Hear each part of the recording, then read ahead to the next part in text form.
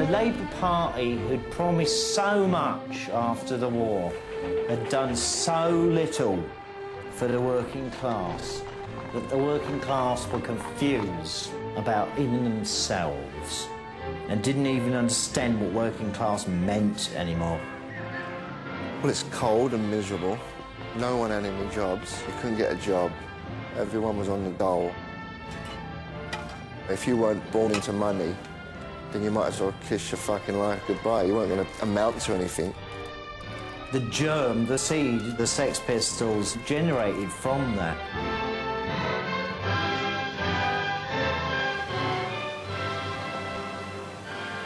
Now is the winter of our discontent, made glorious summer by this son of York.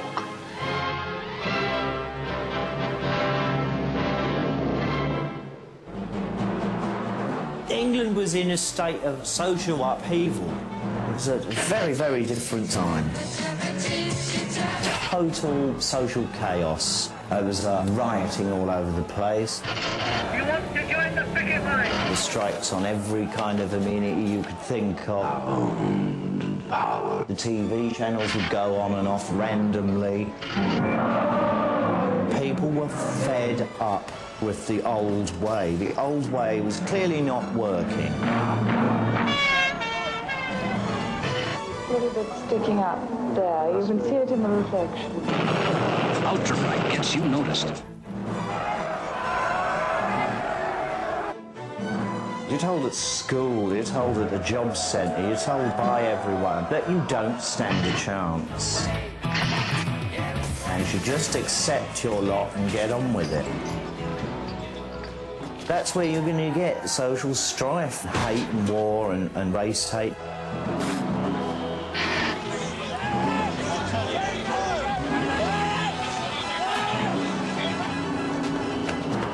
When you feel powerless, you will grab any power you can to retain some kind of self-respect.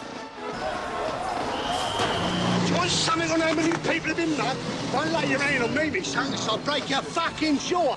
That man is sad because he's misinformed and he's misled and he's used. Yes, I am a racist, and why?